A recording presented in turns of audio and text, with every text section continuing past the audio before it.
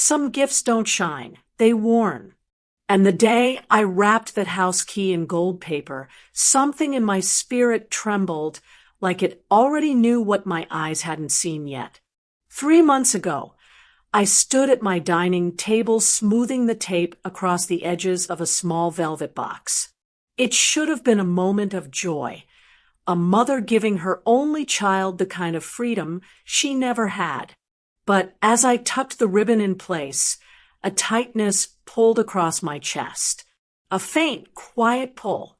The kind that sits behind your ribs when God is whispering, even if you're too proud to admit you hear him. I told myself it was nothing, a mother's nerves, a simple birthday surprise. But the truth is this. The story I'm telling is real, and the day I handed my daughter that key was the day my life split into two. The day before I found her broken, and the day after. My name is Sharon Redmond, and this is how the unraveling began. Bael turned 28 that afternoon, my bright girl with her soft voice and hopeful eyes. She held the key like it was a newborn bird, afraid to close her hand too tightly. "Mama, you did all this for me?" she whispered. And I smiled, even though my husband had only passed 4 years earlier, and the house wasn't fully paid for yet. But I had promised myself something long before grief hollowed out our home. My daughter would never live under anyone's thumb. Not a man's. Not his family's. Not the world's. The country house was supposed to be her beginning. I thought of that moment yesterday afternoon when the phone rang and her voice, thin and tired, slipped through the line like someone pressing their fingers through a cracked door. "Mama, they moved in." I sat up straight. Who moved in? Silence. Then the smallest breath. Tony's parents. That was 2 weeks ago. She rushed off the phone before I could press further, promising she was fine, that everything was temporary. But the softness in her voice wasn't softness. It was something bruised, something careful, something she didn't want me to hear. Yesterday, I couldn't take it anymore. I didn't call ahead. I didn't warn her. I didn't prepare a speech. I simply got in my car and drove.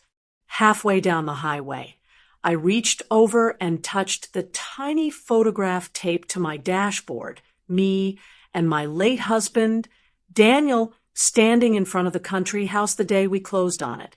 His smile was wide, his hand around my waist. We had saved for years, scrubbing floors together at the high school, driving home late with our shoes full of chalk dust, and our hearts full of quiet dreams. That house was our promise to each other, security, legacy, a future without fear. Losing him was hard.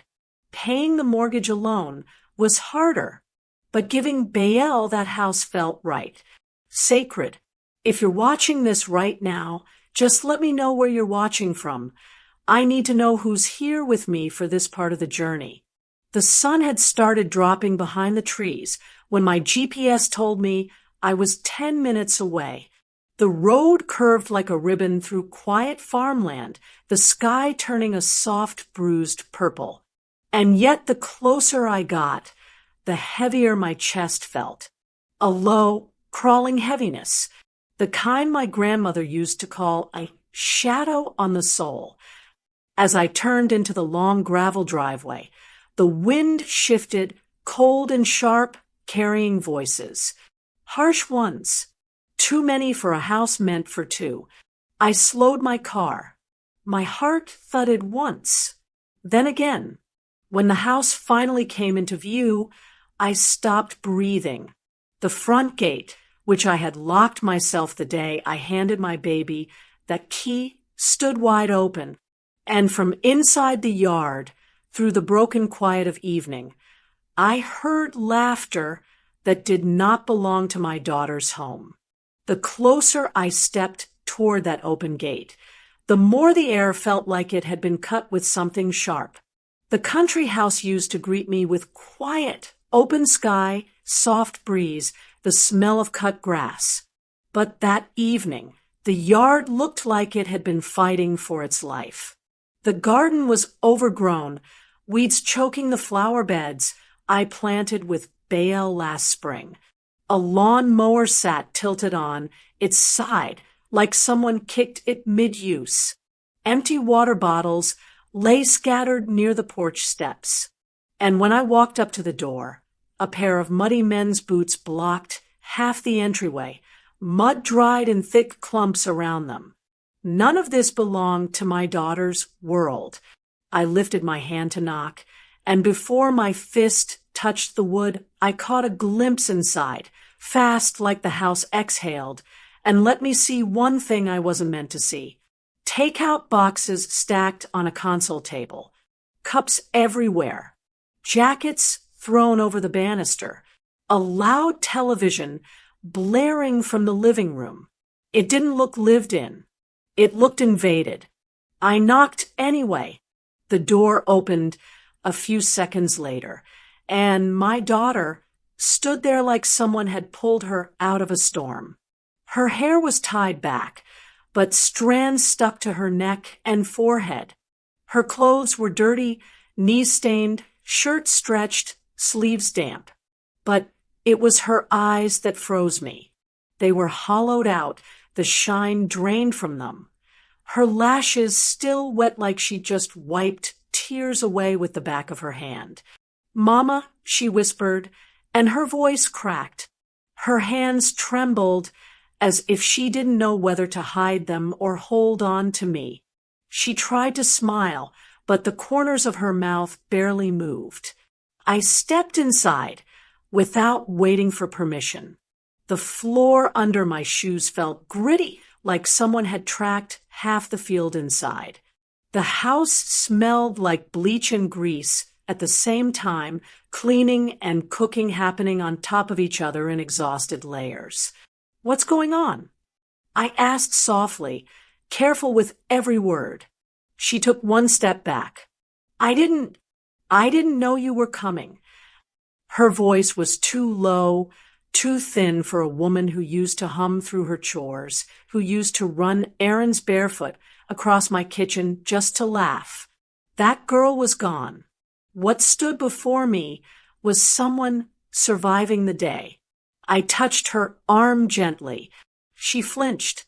That was when something inside my chest shifted. Slow first, then heavy. I didn't push her. I didn't question her. I just looked around the room, letting the truth gather itself in front of me. On the coffee table in the living room were plates with dried food. Two men's jackets lay draped across the couch. A half-drunk beer bottle sat on the window ledge. None of it matched the woman standing at my side. My phone vibrated in my purse. A flash across the lock screen showed a new bank alert. Another mortgage payment processed that morning. My money, my house, my child. Something about that reminder steadied my spine. "Mama," she whispered, "they're in the kitchen." "Who?" I asked, but she just looked down at her feet. I walked past her gently, letting my eyes adjust to the dim yellow light spilling into the hallway. The sound of voices, 2, maybe 3, rose and dropped, mixed with the scrape of something metal against tile. When I reached the doorway of the kitchen, I stopped. An older woman, plump, sharp eyes, jaw clenched, stood with her back to me. A man sat at the table eating loudly, not bothering to look up. Another pair of shoes sat by the pantry door. My daughter's cleaning bucket sat on the floor, water darkened with dirt. And then I heard it, a voice, hard, irritated, slicing straight across the room. "You will finish those floors tonight." My daughter's breath hitched behind me, and my stomach dropped clean to the ground.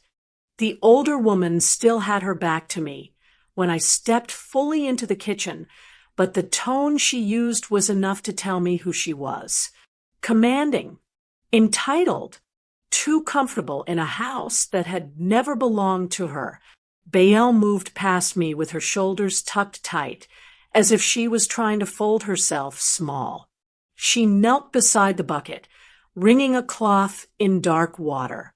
Her hands shook each time she dipped and scrubbed, dipped and scrubbed. The smell of bleach burned the air. The man at the table finally looked up, chewing like the food was owed to him. He didn't bother speaking.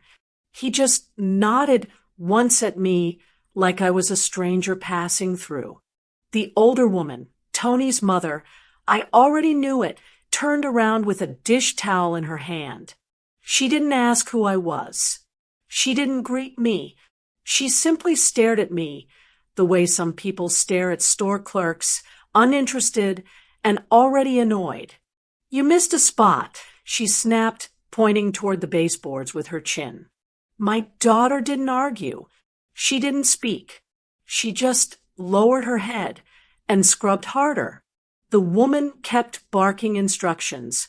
"Wipe that counter, take that trash out, finish the stove." Her voice didn't have edges. It had claws. I watched her snatch a plate from my daughter's hand before she could sit it down, shove a dish towel back into her arms, and mutter loud enough for me to hear, "If you'd clean right the first time, we wouldn't still be in this kitchen." A smile flickered across the man's mouth. Not amusement, approval. My daughter tried to smile at me. Then, a quick, fragile curve of her lips meant to reassure me. But her eyes were begging for something she wouldn't name yet. Tony walked in halfway through it all, scrolling his phone. He glanced at me like I'd arrived to return something he didn't need anymore. No warmth, no welcome, no shame. I kept my voice low, steady. "Bael, come here, sweetheart." She froze. Her mother-in-law answered for her. "She's busy." I didn't look at the woman. I kept my eyes on my child. "Come." Bael rose too quickly, wiping her hands on her pants. She stepped close enough that I could smell the sour mix of sweat and cleaning products clinging to her clothes. She leaned toward me, her voice barely a thread.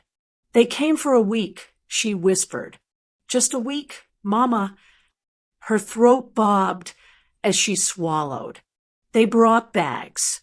Then more bags. Then they said they were staying until Tony finished some things around the house." Her eyes flicked toward the pair behind her. I didn't want to make a scene. I thought it was temporary. My jaw tightened, and the paper, I asked quietly. A tremor ran through her mouth. "They said it was just a clarification. Something about finances. Tony said it made things easier." I didn't. She stopped. Her eyes watered. She shook her head like the words hurt too much to say. Behind her, the older woman slapped a spoon against a pot. "Break time's over. Those baseboards aren't going to clean themselves." I felt something cold gather in my stomach. Tony shrugged when I looked at him. A shrug that said he saw nothing wrong. A shrug that said she was his responsibility to tame, not his wife to love. I walked farther into the kitchen, slow, controlled. My daughter trailed me like a shadow. The older woman grabbed a plate of cornbread and sat it at the table. "We've been doing everything around here. Cooking, managing, keeping things in order." She raised her voice, then loud, public, like she wanted the walls to hear it. "You should be grateful. We do everything here now." My daughter flinched so hard her knees buckled. The house went quiet when I stepped deeper into the kitchen. Not silent, just tight. Controlled.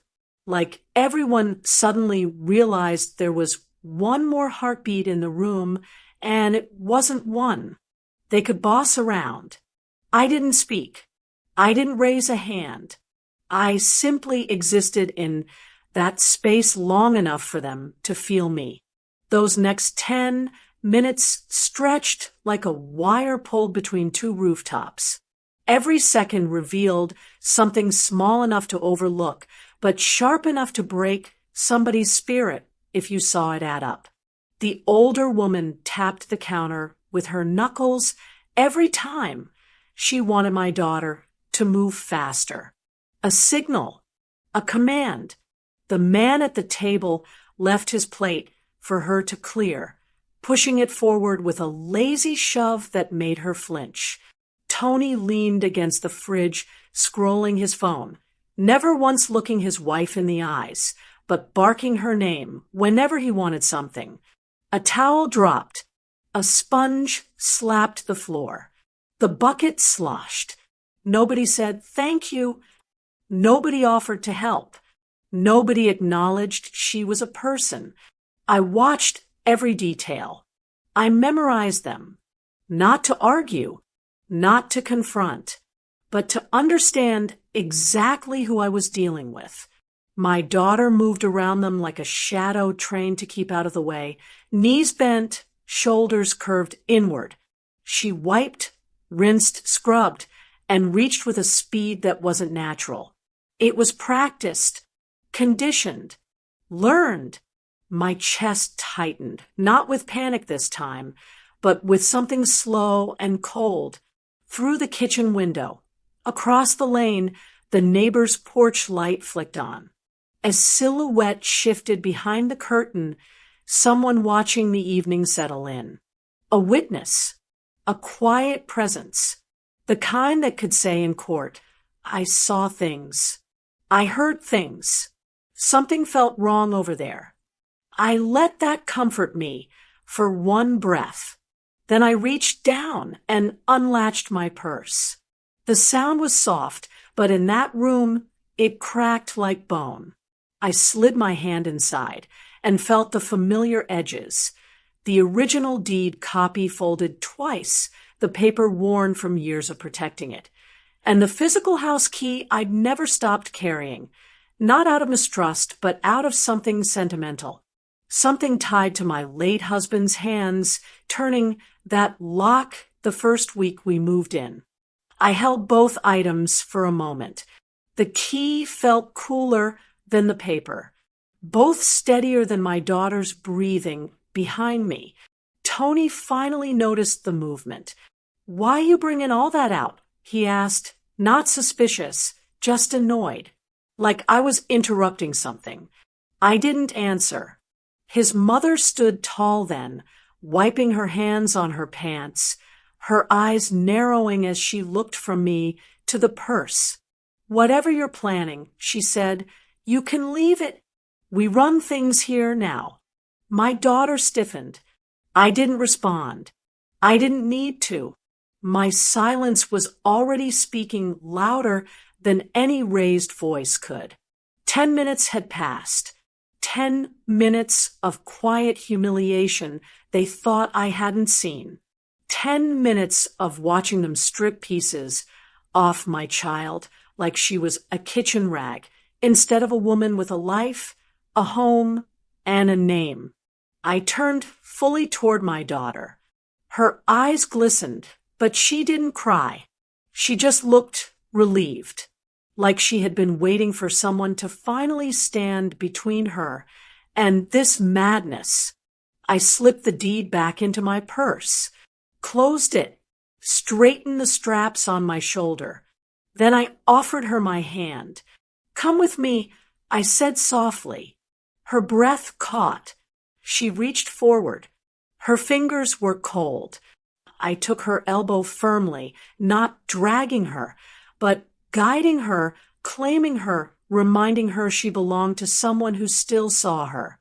Tony stepped forward. "Where you think you taking her?" His mother scoffed. "She ain't done yet."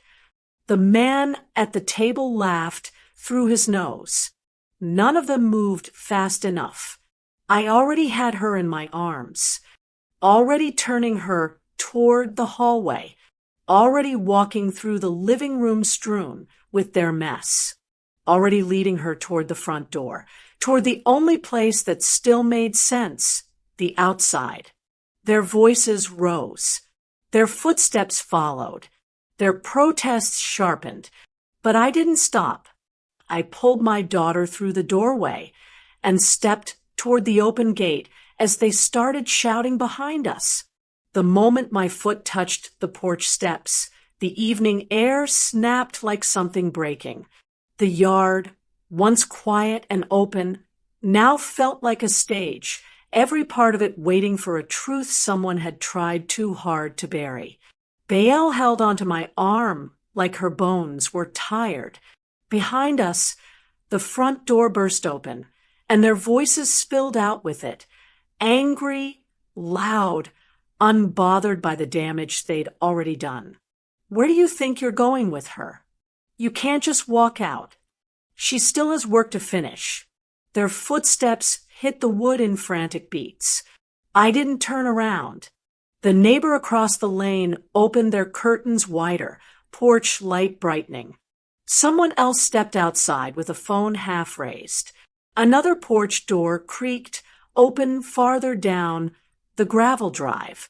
A breeze lifted leaves from the ground like the world itself was shifting to see this moment. I kept walking, slow, controlled, until I reached the gate. Open this gate back up.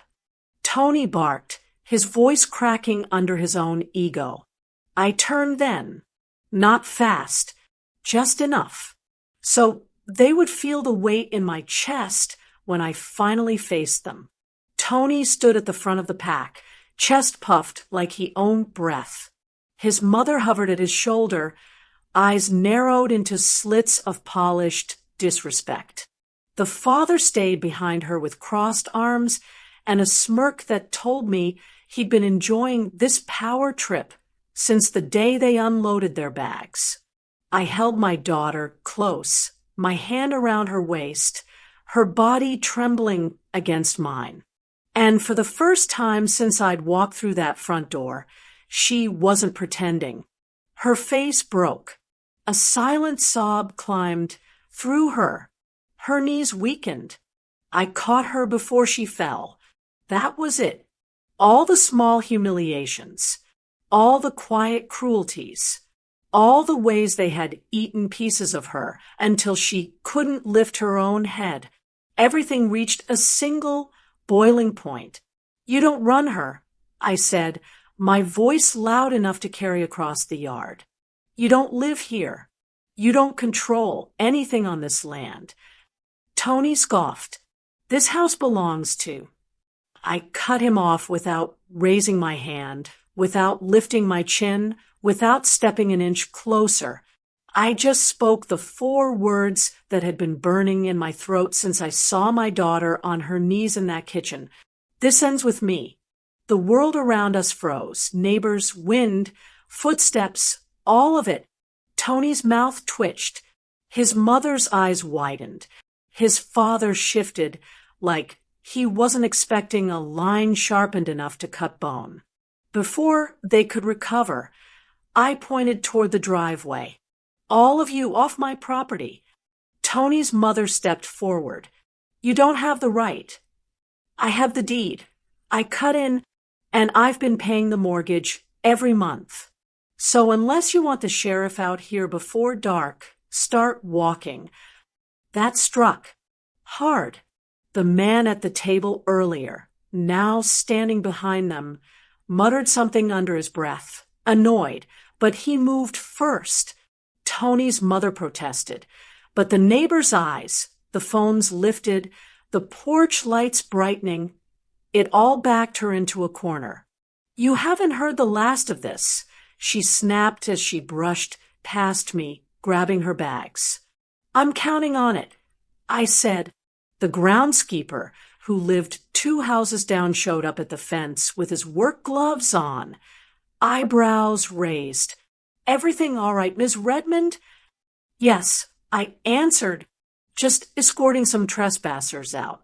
He nodded once, then stood aside, so the Wells family could walk down the gravel path under a growing line of porch lights.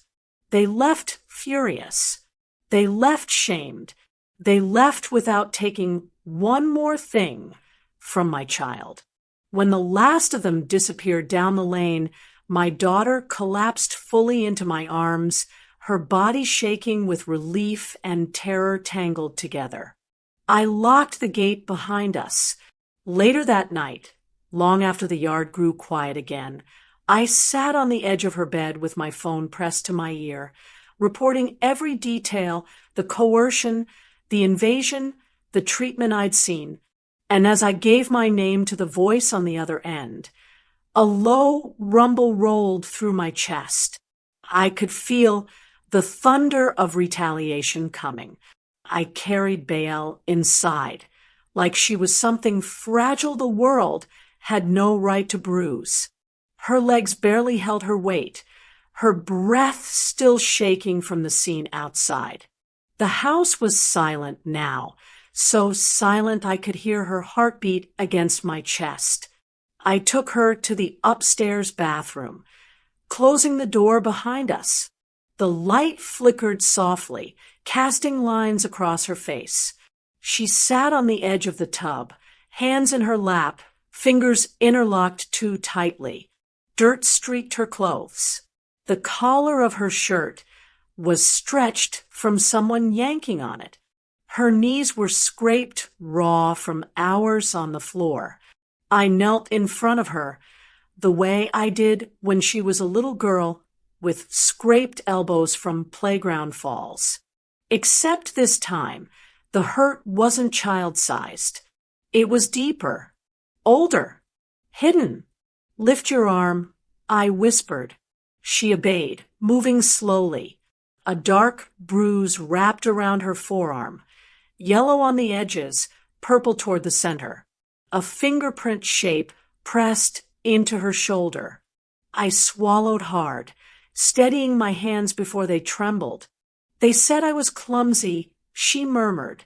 "Said I bumped into the counter." I didn't correct her. I didn't need to. We both knew counters don't leave marks shaped like hands. I took a warm cloth and wiped her skin gently.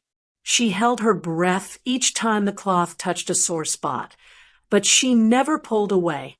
It was like she needed to feel someone touching her without harm, even if it stung. When her face was clean, she reached for something tucked beneath her thigh. A folded sheet of paper, creased so many times the edges were starting to tear. She handed it to me without lifting her eyes.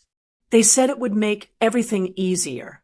She whispered that it was just for bills. Household management. Something Tony needed cleared up with paperwork. I unfolded it slowly. Her signature sat at the bottom. Slanted, rushed, pressed too hard, like someone stood over her while she signed.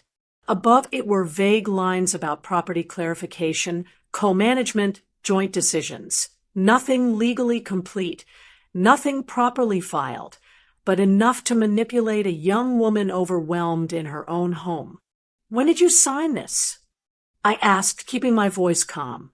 "A month ago," she said, "the day they told me they were extending their stay. They said I was making things complicated." Her shoulders shook. "After that, Tony started changing things. The locks, the passwords, the bills, my phone, even the rooms." He said I didn't understand how families worked. I folded the paper and slid it into my purse. "We're going to fix every part of this," I told her. "Not tomorrow, not next week. Tonight is the last night you ever feel like this." She let out one long, broken breath. Half relief, half grief. A soft knock interrupted us. I opened the door a crack. Mrs. Curry, the neighbor from across the lane, stood there holding a small USB stick in her hand. Her eyes were gentler than I remembered from years past. I didn't mean to intrude, she whispered, but I think you might need this. My porch camera caught some things a couple weeks back. I didn't know what to do with it then. She pressed the USB into my palm as if she was passing off a secret someone could get arrested for. Thank you, I said quietly. She nodded once and stepped back into the hallway shadows. I placed the USB on the nightstand and picked up my phone. There was only one person I trusted enough to call after everything I'd seen, my old friend, a lawyer who had helped me through Daniel's estate. My hands steadied as I dialed the number. The line clicked once, then again. As it rang, Mrs. Curry's voice drifted back into the room, soft but urgent. You'll want to see this video. Morning came heavy, the kind of weight that settles on your shoulders before you even open your eyes. Bael slept curled on her side, like a child, exhaustion still wrapped around her. I let her rest. There were things I needed to do alone, things that required a spine steadier than tears. I slipped the deed copy into a folder, slid mortgage receipts beside it, and tucked the printed bank statements behind them. Every document felt like armor.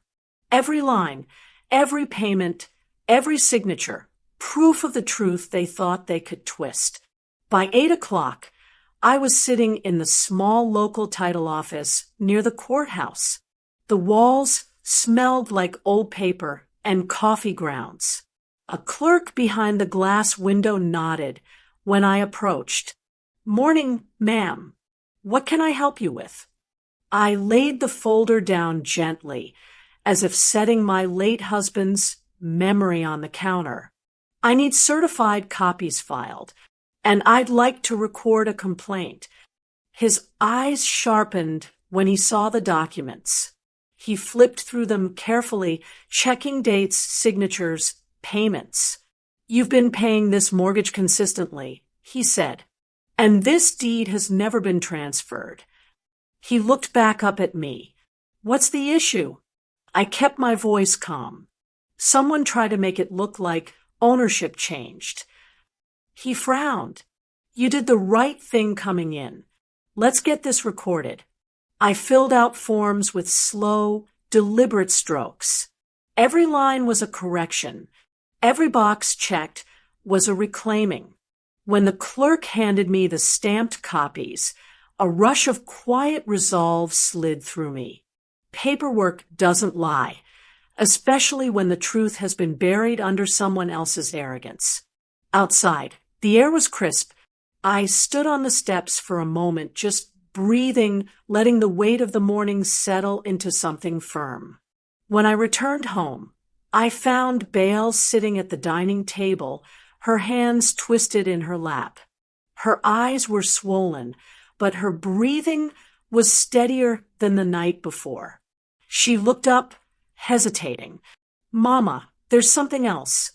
I pulled out a chair, sitting beside her. I didn't tell you everything yesterday, she whispered, fingers tightening. I noticed things missing from the chest in the guest room. The one Daddy built. Her voice cracked slightly. Small things, the little heirlooms, the jewelry pieces Grandma left me. I thought maybe I misplaced them. But last week, I found one of Tony's sisters wearing the bracelet Aunt Laverne gave me. When I asked about it, they laughed, said it paid for her trip to Houston. A sharp chill threaded through me. They sold pieces of your inheritance. She nodded, shame lowering her head. I was scared to tell you. I thought it would break you more than it broke me. I took her hands. Nothing you say will break me. I told her, but lies will keep breaking you if we let them. She exhaled shakily, the confession leaving her body like a weight finally lifted. I put the heirloom discovery into its own folder. If there was one thing I'd learned raising a child in a world full of takers, it's that stolen things always leave trails. I was finishing my notes when the sun dipped low behind the trees, turning the windows orange. The house had grown quiet again, the kind of quiet that comes after storms, but before aftershocks. Then gravel crunched outside. Slow, purposeful. I walked to the front door, my steps steady. When I opened it, Tony stood at the gate, jaw set, eyes wild with something between anger and fear. His shirt was wrinkled, his tie loose like he'd rushed here without thinking. In his hand, he held a white envelope. "You got a lot of nerve," he said, voice hard. "You want to play games? Fine. My lawyer's already involved." He shoved the envelope toward me. "You have 24 hours to vacate this property, or we'll sue." The sky darkened behind him, swallowing the last of the light. Tony pushed the envelope against my chest like he expected it to knock the breath out of me. It didn't. It landed light, flimsy, more desperation than authority. His jaw worked side to side, the way it used to when he wanted to bully a point instead of proving it. "You think you can kick my family out and just move on?" he said, pacing in front of the gate. "You think you can embarrass us?" I stepped outside, closing the door behind me. The evening air felt thick, swollen with the kind of silence neighbors stop their chores to listen through. Porch lights flicked on one by one, the way they do in communities where word travels faster than footsteps. Tony didn't notice. He was too busy performing outrage, waving the envelope like it was a sword. "She signed it," he barked, yanking out a crumpled document. "My wife, your daughter, signed this willingly. You don't get to undo that because you're feeling self-righteous." I didn't look at the messy paper he thrust toward me. The lines were crooked. The date spacing was wrong. The notary stamp looked faint, uneven. Someone's rushed attempt at legitimacy. What mattered wasn't what it claimed. What mattered was what the law recognized. And I came prepared for that. I opened my folder with measured calm, removing the most important pages without a single shake in my hands. "These," I said, raising the mortgage receipts, "show every payment I've made, consistently, on time." I set them against the porch post. "This," I continued, lifting the original deed copy, "shows the property was never transferred. Not legally. Not even halfway." Tony's nostrils flared. "You don't know what you're talking about. I went to the title office this morning." The words dropped heavy. He blinked, and the clerk there confirmed there's been no lawful transfer, no filing, no request, no change. For one moment, just one, his face cracked. A flicker of panic, a twitch of the eyelid. The truth slipped through him before he swallowed it and tried on anger again. "You're playing with fire," he snapped. "No," I said, "I'm putting one out." His mother's voice chimed from behind the fence. I hadn't noticed her walking up the gravel, phone in hand, recording. "Don't listen to her. Tony, she's twisting everything. She's trying to control us." Neighbors stepped farther into their yards, arms crossed, expressions unreadable but present. Evidence. Witnesses.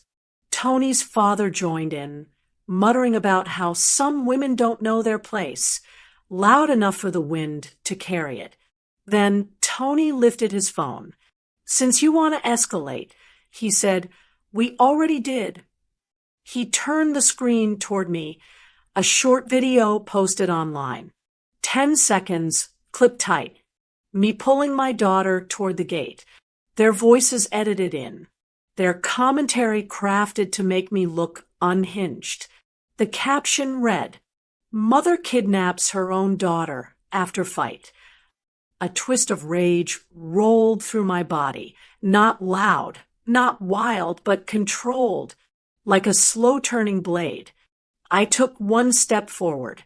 "Post whatever you want," I said quietly, "but paperwork doesn't lie, and neither do bruises." His face reddened. "You can't prove anything." "I can prove enough." His mother grabbed his elbow. "Let's go, Tony. They'll hear from the lawyer." They turned away, shoulders stiff, steps quick. The neighbors watched until their silhouettes disappeared down the lane. Inside the house, Bael was sitting on the couch, knees drawn to her chest. She looked at me with fear that wasn't for me, but for whatever retaliation she knew was coming. I sat beside her, my hand over hers. "We're staying calm," I said softly. "We have truth on our side." Before she could answer, my phone rang. Unknown number, local area code. I answered. A firm voice on the line said, "Ms. Redmond? I'm the inspector with the county housing office. I received your file." My heart steadied. "I'd like to come by tomorrow morning." The inspector arrived earlier than I expected for a county official. His car rolled down the gravel drive just as the morning sun stretched across the yard, lighting the house in a soft, almost apologetic glow. He stepped out, clipboard in hand, expression steady, the kind of steady that says he'd seen enough messes to know when something didn't smell right. "Miss Redmond?" he asked. "That's me." He shook my hand firmly and followed me inside. Bael stayed upstairs, resting. She didn't want another stranger seeing her bruises. Not yet. The inspector took in the house quietly, eyes scanning corners, doorway marks, the way someone trained to notice what homeowners overlook might scan a scene. We sat at the dining table. I opened the folders slowly, laying each document out with intention: mortgage receipts, title office confirmations, the original deed copy. The inspector flipped through them with a careful, practiced hand. "You've been paying this mortgage alone," he noted, tapping one page with his pen. "Consistently. No gaps." "Yes." "And no transfer request ever filed," he added, holding up the deed. "Legally, nothing changed ownership." I nodded. Then I placed the folded document Tony had waved around, the so-called agreement Bael signed, on the table. He didn't touch it at first. He just looked at it, long enough to read the story without reading a word.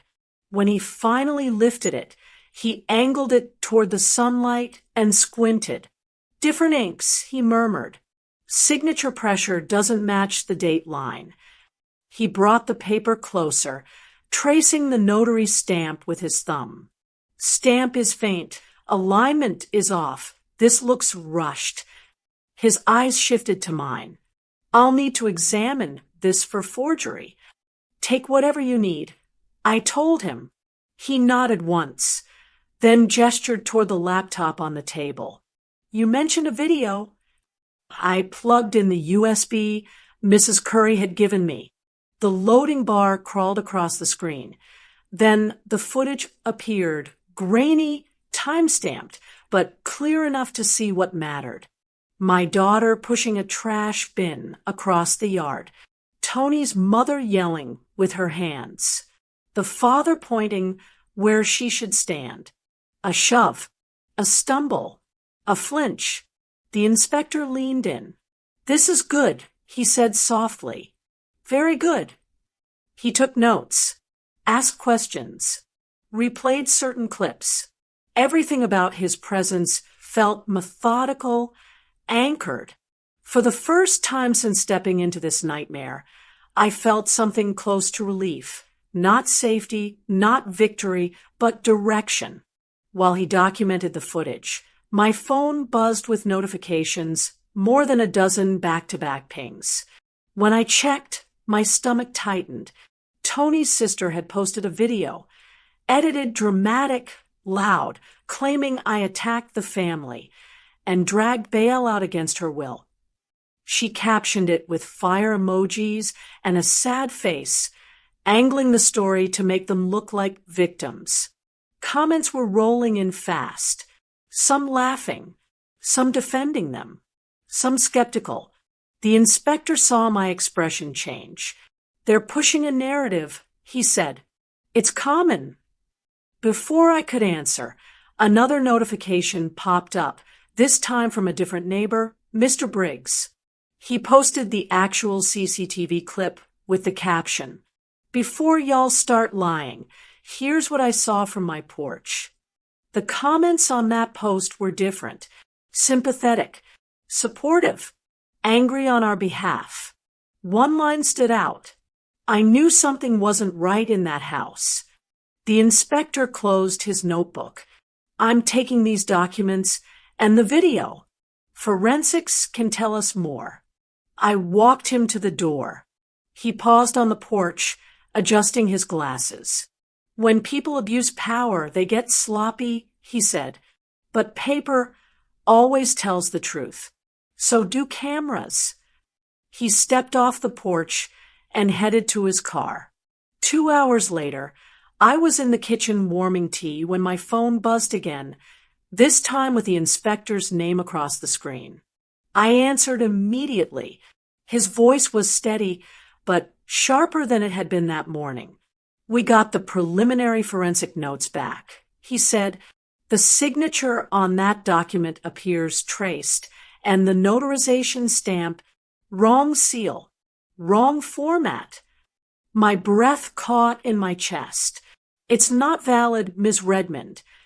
The inspector's call hung in the air long after the line disconnected, the words traced, signature, and invalid stamp circling the room like shadows that finally found their shape. For a long moment, I just stood in the kitchen, hands pressed flat against the counter, feeling something tighten. Not fear, not anger, something colder. Precision. Purpose. An hour later, the inspector stopped by again, this time with a different folder tucked under his arm. He sat at the dining table and opened it carefully, revealing photographs, printouts, and handwritten notes. "We started pulling everything connected to that document," he explained. "When one thing is forged, something else usually is." He flipped to a page, highlighting transactions. Small, frequent, suspicious. "These transfers here," he said, tapping a column, "were made from your daughter's account to a prepaid card. The amounts are small but consistent, and the timing aligns with when her husband's parents were staying here." I felt the familiar throb behind my temples.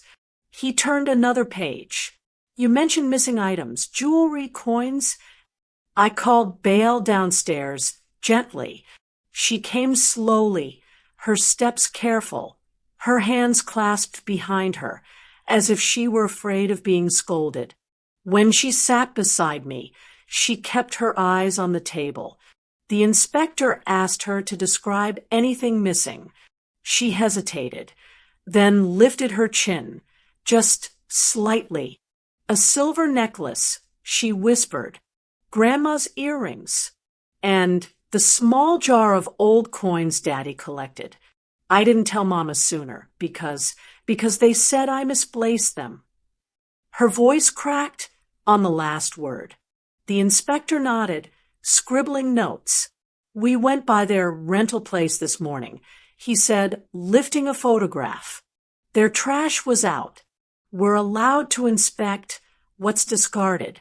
We found this." He slid the photograph toward me. A crumpled pawnshop receipt, Tony's mother's signature, scribbled across the top. A list of items, including assorted jewelry and old coins. My stomach tightened. Beside me, Baal's breath hitched. They said those things were clutter. She whispered. They said I didn't need them. I placed my hand over hers. They took what wasn't theirs. All of it. The inspector closed the folder. We're widening the investigation. When people start stealing, they don't stop at one thing. As if on cue, my phone buzzed. A call from a number I didn't recognize.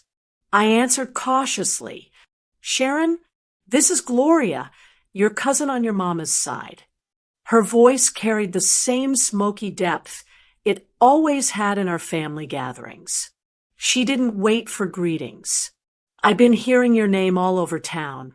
She said, them people, I seen them bragging at the Food Lion weeks ago, talking about quick money and a blessing falling in their lap. Didn't make sense then. Sure does now. She paused, the sound of grocery bags rustling in the background. I didn't want to stir trouble, but I knew the minute I saw that video of your daughter online, something wasn't right. They'd been plotting long before this.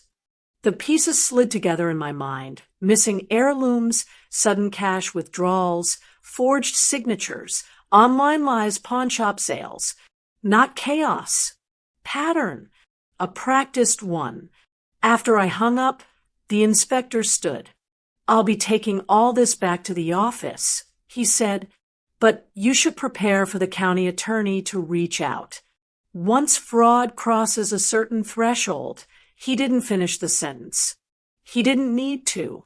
As he stepped outside, the wind picked up, rustling the leaves, tapping the window like something urging me to stay alert. Later that afternoon, as I gathered the documents into a new binder, my phone rang again. This time, a number from the county building. I answered. This is Sharon. A measured voice responded. Ms. Redmond, this is the county attorney. I've reviewed the early findings from the inspector. My grip tightened around the phone. If the forensics hold, he continued, we may have enough evidence to pursue a fraud case. Silence stretched. Would you be willing to press criminal charges if this is confirmed? The backlash hit before noon.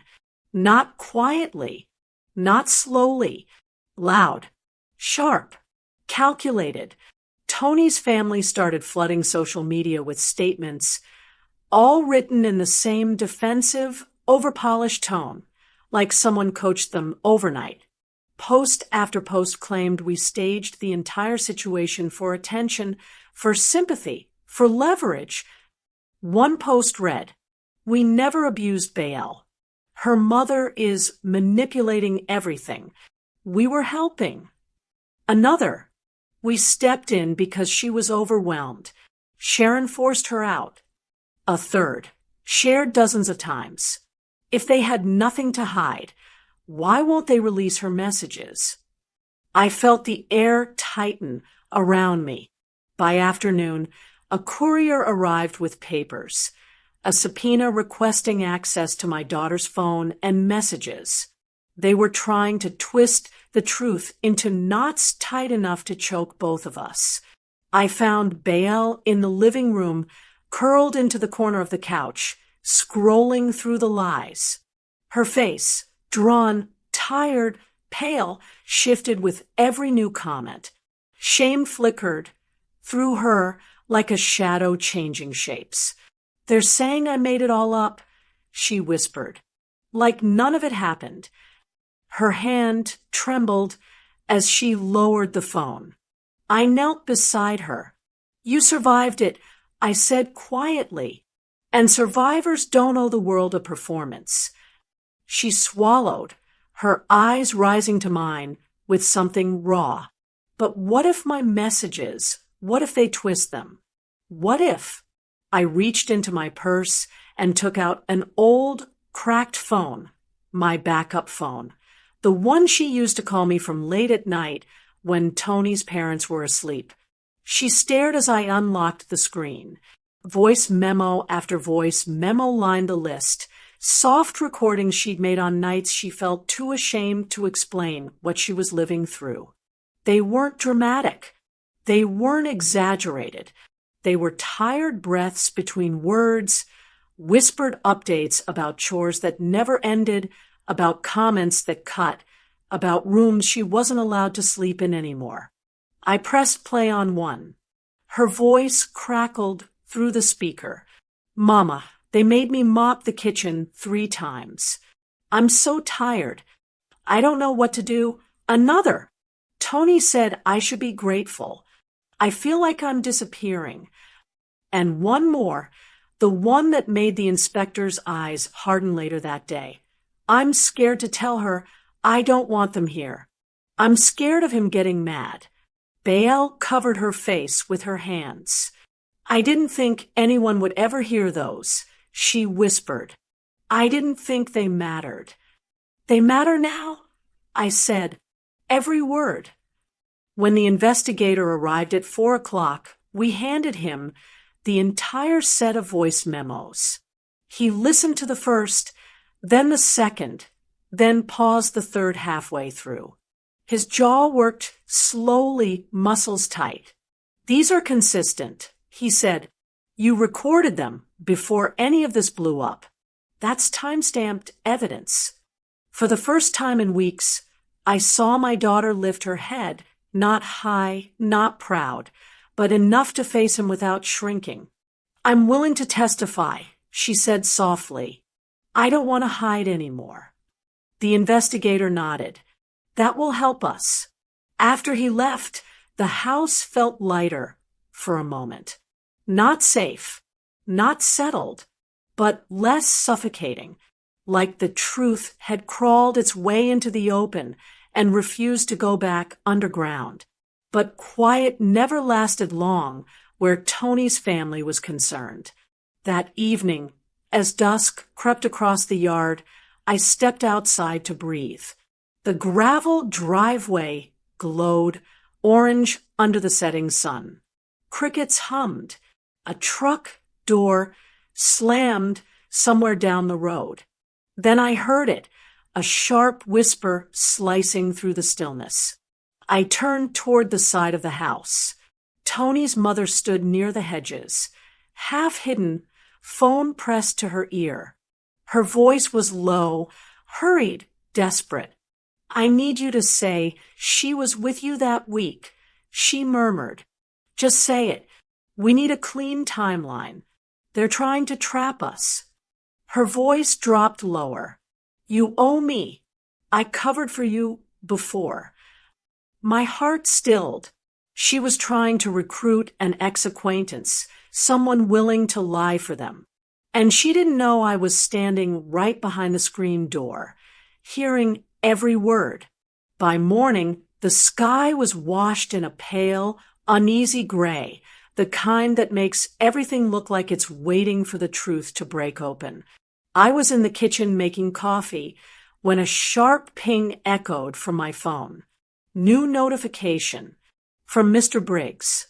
When I opened it, my breath caught. He had posted the full CCTV clip, not the edited version Tony's sister pushed around, not the clipped moments meant to make me look like a villain. The full tape, unedited, time-stamped, and brutally honest.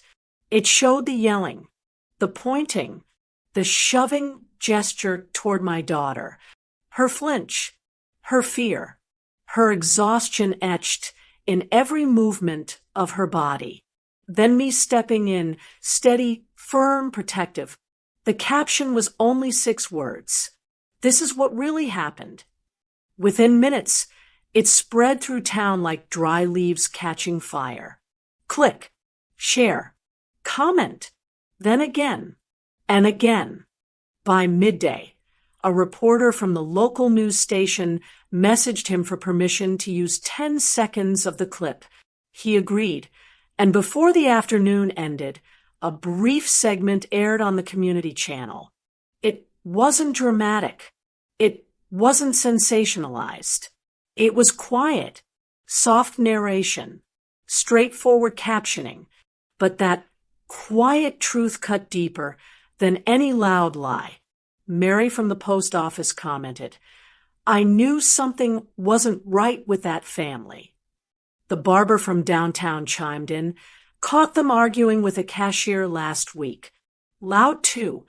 Another neighbor added, they tried to return a used appliance to my cousin's store with no receipt. Piece by piece, story by story, their social capital started collapsing. People remembered things they'd brushed off, interactions they'd swallowed, odd behavior they'd ignored.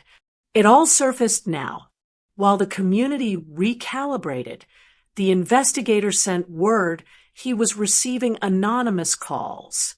One stood out, a former employee of Tony's mother. The caller refused to give a name, but their voice trembled with something between fear and relief. They told police about forged checks, about using someone else's food stamp benefits, about items pawned under false names, about a pattern, long, messy, consistent. The investigator looped me in later. Seems this wasn't their first scheme, he said. Just the first one they tried on the wrong family. Something inside me steadied at those words. Wrong family, indeed. By late afternoon, conversations around town grew louder. Folks didn't whisper now, they spoke plainly. Public sympathy shifted. Eyes followed Tony's family when they stepped out. People moved away from them in grocery aisles. And through it all, Tony kept trying to swing that same tired threat. We're still suing. He said it loudly online. He said it loudly to neighbors. He said it loudly to anyone he thought might side with him. But by early evening, the truth finally cornered him. The investigator called, his tone sharper than the night before. Ms. Redmond, I've been reviewing the evidence Tony's attorney sent over. You need to hear this. I sat down slowly. Go ahead.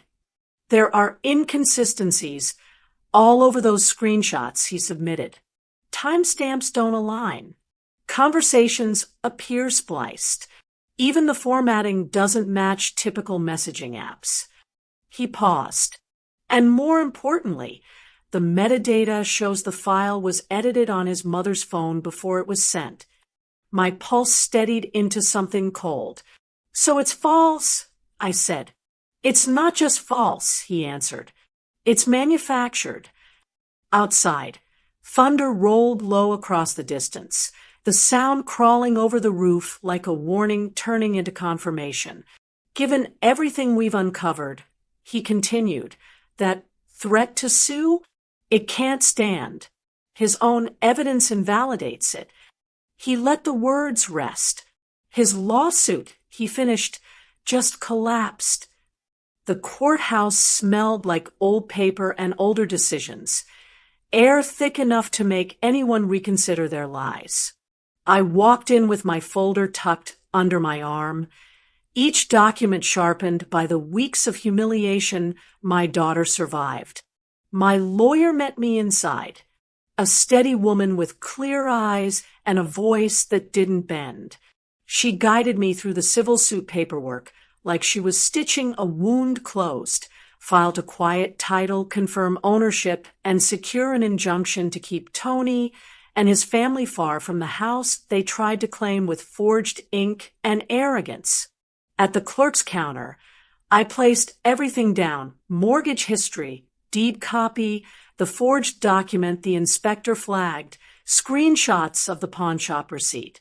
The clerk scanned the pages slowly, her expression shifting as the truth arranged itself in a straight, undeniable line.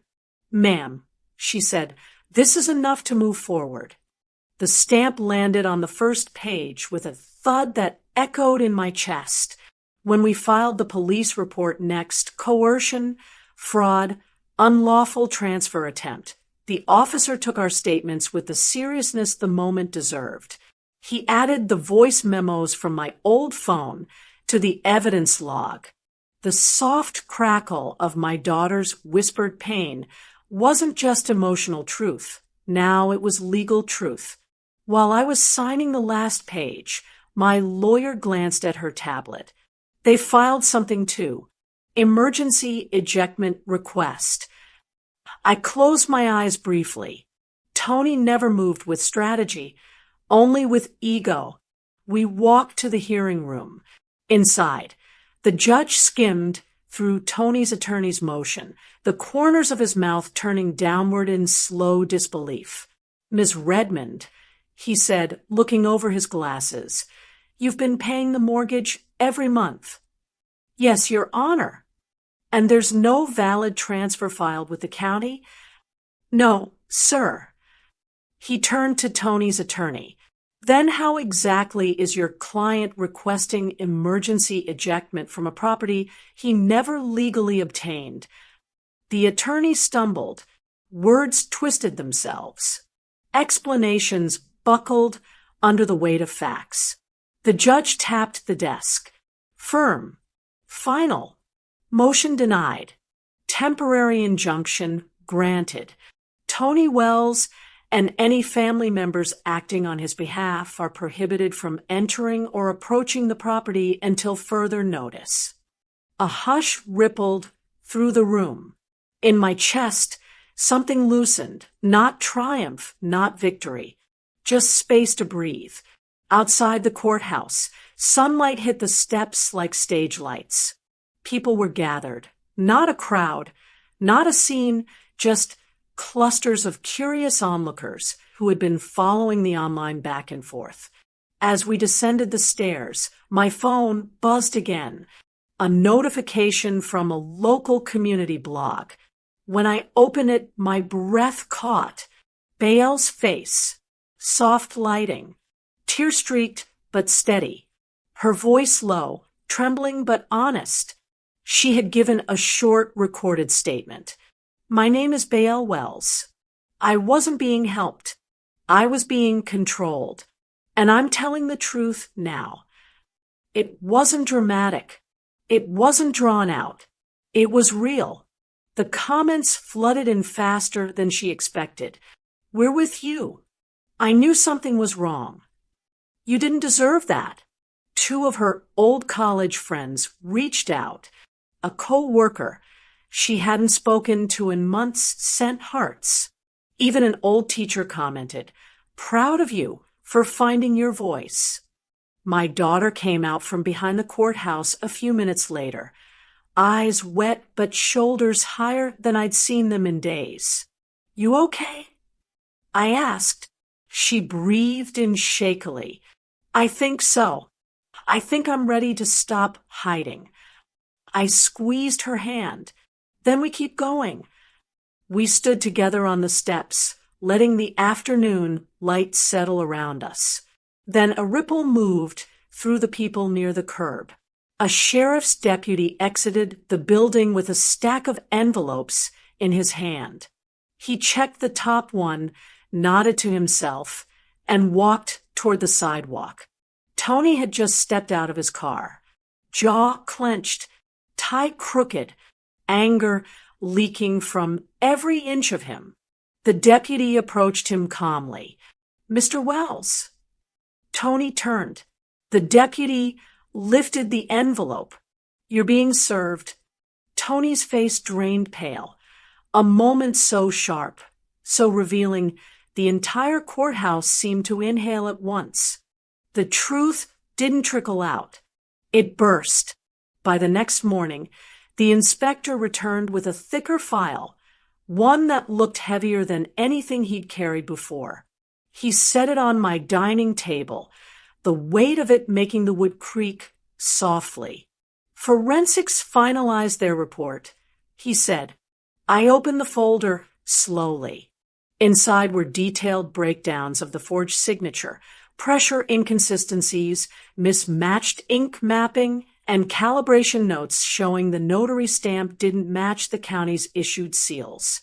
It was airtight, clear, scientific, impossible to twist. Next came the pawn shop receipts. This time, there were 3, each one tied to Tony's mother by signature, timestamp or surveillance stills, old coins, pieces of jewelry, a silver bracelet with a distinct clasp Daniel had bought for our 10th anniversary, a detail the inspector circled in red ink. Beside me, Bael covered her mouth. "I thought they just lost it," she whispered. "They didn't lose anything," I said. "They stripped you piece by piece." The inspector wasn't finished. He pulled out the audit of household bank accounts, pages of transfers made from my daughter's account to prepaid cards, then to cash withdrawals in places Tony's parents frequented. A pattern. Clean, repeated, strategic. "They siphoned your daughter's funds in small amounts over several weeks," he explained.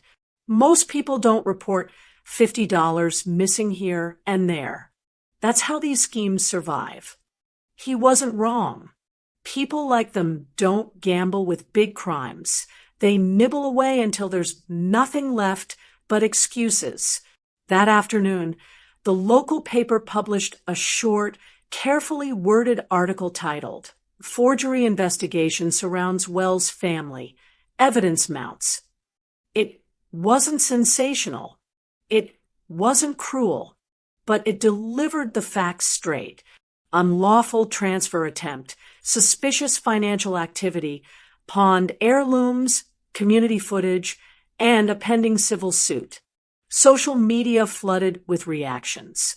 People who'd stayed silent now spoke. Stories surfaced, small interactions, odd incidents, rude behavior in stores, unpaid favors, disappearing borrowed items. The Wells name shifted from whispered suspicion to full-blown community disappointment. Then something I didn't expect happened. A neighbor, one I barely knew, started a small fundraiser online titled, "Help Bael Reclaim What Was Stolen." Pictures of the missing items were posted. The jewelry, the coins, the heirlooms. Within hours, people around town shared it, donated, or messaged tips about pawn shops they recognized.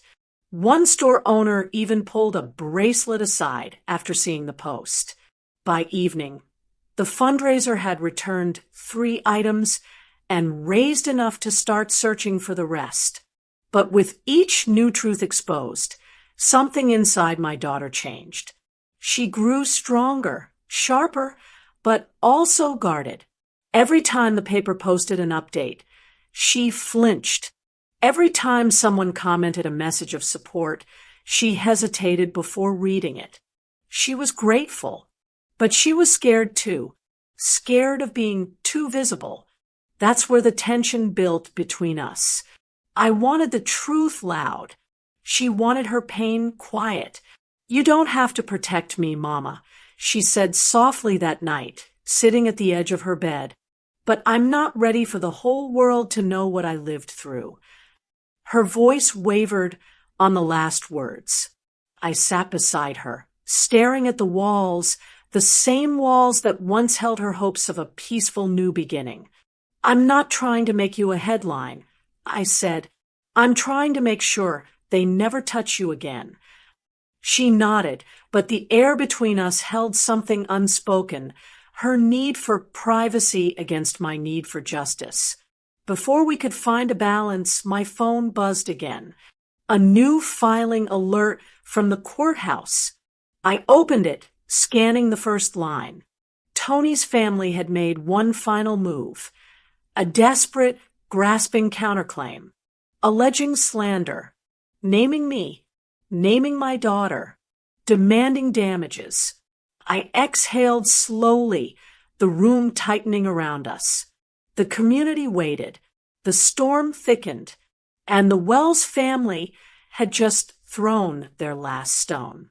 The courtroom felt colder that morning, like justice had its own temperature. People filled the benches quietly, some familiar faces from the neighborhood, some who had been following the case online. Even the judge seemed more alert, as though he already sensed the weight of what would be decided today. I sat beside my lawyer, my hands folded tightly over my purse. Inside it were the same documents I'd carried since the beginning: mortgage receipts, deed copies, screenshots, voice memos. My armor, my truth. Across the aisle, Tony and his family sat stiffly, their expressions carved into resentment. His mother whispered to him in quick, frantic bursts. His father glared at the judge's bench as if intimidation could rewrite the facts. The hearing began with evidence, clean, organized, impossible to twist. The inspector laid out the forensic findings. The county attorney displayed the forged document on the screen. The pawnshop receipts were presented. Each item matched to photos of my daughter's heirlooms. The bank audit traced the siphoned money with surgical precision. Every page told a story they could no longer escape. Tony's lawyer tried to argue misunderstanding. The judge raised one eyebrow. Misunderstandings don't involve forged signatures and stolen jewelry. The slander claim collapsed first. Too weak, too desperate, too obviously a retaliation. The judge dismissed it with one clean strike of his gavel. Then came our petition: quiet title, property confirmation, and injunction. My lawyer stood, voice steady. Your Honor, every piece of evidence shows my client retained ownership. The attempted transfer was fraudulent. The occupation was coercive. The mortgage payments were hers and hers alone. The judge nodded slowly, reviewing the documents once more. He looked at me directly with an expression that felt like acknowledgement, not pity. Ms. Redmond, he said, the law is clear. This house belongs to you. The temporary injunction is now permanent. Tony Wells and any family members acting on his behalf are barred from entering, approaching, or interfering with the property. I exhaled, not loudly, just fully. Tony's mother gasped. Tony's father cursed under his breath. Tony himself stood abruptly, knocking his chair back. The bailiff stepped forward, cautioning him with a quiet gesture. The judge didn't flinch. There will also be charges, the judge continued: forgery, trespass, and possible financial exploitation pending review. Their faces broke, pride collapsing under the weight of truth. The courtroom murmured. Phones buzzed. Neighbors exchanged knowing glances. Their social standing, already cracked, shattered completely in that moment. Outside the courthouse, sunlight poured across the steps like a blessing. People gathered again, not prying, not gloating, but witnessing, supporting, confirming the truth with their presence. Bael walked beside me, her steps fragile but firm. She held one of the recovered heirlooms, a small silver bracelet, in her hand, running her thumb across its clasp. You kept me standing, Mama, she said softly. No, I told her. I kept you seen. Weeks passed, and the house changed with us. The community helped return or replace what they could. My daughter enrolled in 2 community classes, one in pottery, one in beginner gardening. She reclaimed her phone, her spaces, her mornings. She slept better, laughed more, let people into her life again, slowly, selectively. One evening, she found the courage to speak in a small support group. Another week, she cooked dinner without flinching when someone dropped a spoon. Healing didn't come fast, but it came honestly. The Wells family faded from town life. Jobs lost, reputation ruined, consequences unfolding naturally without us lifting a finger. Justice had done what it needed to do. And one morning, just before sunrise, something beautiful happened. I stepped outside to find my daughter kneeling in the yard, her hands deep in the soil. A small sapling stood beside her, thin, delicate, but ready to grow. "Mama," she called softly, "can you help me plant this?" I walked toward her, the early light brushing the house in gold. The gate stood latched behind us. A quiet reminder of the night, everything changed. As I knelt beside her, pressing fresh earth around new roots, I whispered the line that started our turning point, the line that freed her, the line that saved her. "This ends with me." And for the first time, she smiled like she believed it.